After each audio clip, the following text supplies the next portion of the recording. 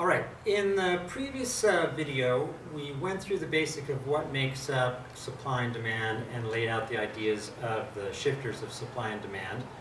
We also briefly discussed the differences between movements along the curves and shifts in those curves. In this video, we'll go through a simple graphical example of the movements along and the shifts in the context of a simple story. We'll start out at a market equilibrium. So we have our supply and demand. Our market equilibrium is where supply equals demand. We have the equilibrium price, P sub 0, and the equilibrium quantity, Q sub 0. And like I said, this equilibrium is simply where supply intersects with demand. This is where markets clear. It's the price where the amount of a good demanded by all consumers in the market equals the amount of the goods supplied by all firms in the market. So one thing to keep in mind, we're talking about a market, but if in a little bit later in a future video, we're also going to talk about the impact of individual firms. We have this market price determined. So if we looked at an individual firm's cost curve, we would just kind of bring over that price, and we would see the price appearing on the individual firm's cost curve. Okay? So I just wanted to point that out. We're not going to deal anymore with the individual firm right now, but it's something we'll come back to a little bit later. So let's look at our market equilibrium. So again, this equilibrium market price, that P sub 0, is what gets translated over to the individual firm, which we already showed here. But things change in the market. So let's say there's a substantial increase in the population in the consumer market. So for instance, let's say that due to new job opportunities in a certain area, you get a lot of people moving into the area. Let's also assume that everyone moving into that market area has exactly the same preferences as everyone else, same incomes, etc., as the consumers already in the market. So the only difference in this situation, in this market situation, is that there are just more consumers than before. So this means that at any given price of the good, let's say we're talking about cookbooks, at any given price of the good, what was demanded before, there's going to be an increase in the demand. People are pretty much the same, their incomes are the same, there are just more people in the market than before. So if you have more people with the same kinds of demands, at any given price, you're going to see an increase in the demand. So if originally there were 5,000 people purchasing cookbooks at a certain price, and now there are 10,000 people, we would pretty much expect that there to be a doubling in the demand for the cookbooks. So to show this, we would show a demand curve shifting to the right. Okay?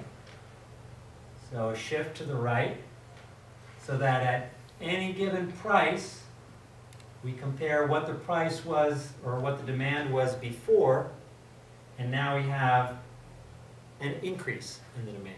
So an increase in the population, that fits into one of our shifter categories.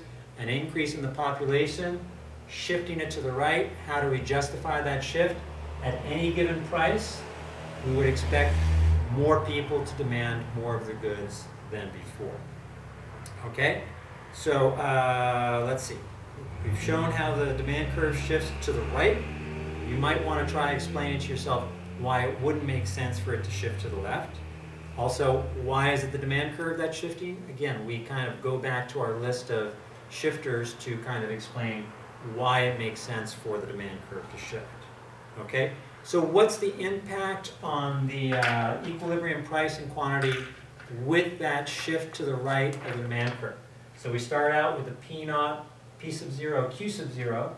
If this represents our shift, we look at the intersection of supply and demand. We have Q1. We have price 1. It's a little faint, but so what's happened with the shift to the right? Well, that equilibrium price has gone up, and the equilibrium quantity has gone up.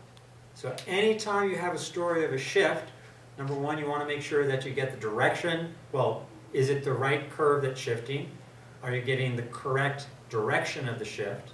Can you explain the direction of the shift? And after all that's taken care of, you want to be able to discuss what's the impact on the market price and the market equilibrium. When we talk about the individual cost curves later, it's pretty important to be able to explain or get right the price change, or the equilibrium price, the new one. Okay, so that's your basic story. What if we change the situation?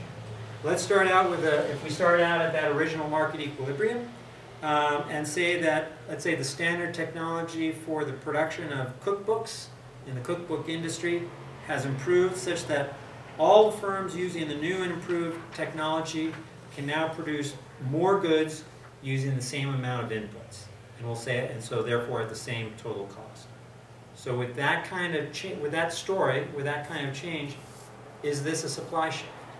If so, you might want to just kind of explain to yourself what's the correct description of that supply shift. How do you explain why it's in that particular direction? And of course, you want to make sure you're kind of pointing out the appropriate shifter category for the supply curve.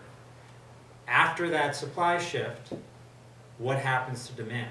Is there a movement along? Is there another shift in demand? Again, you're going to have to be able to kind of walk through these changes. And then finally, after all those changes have occurred, you're going to want to look at what happens to the equilibrium price and quantity.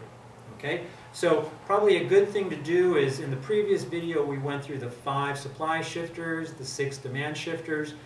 Go through each of those shifters, come up with a story for a shift to the left, shift to the right for each of those categories, kind of go through the graphs, explain it, and you should be pretty well situated to understand and explain supply and demand.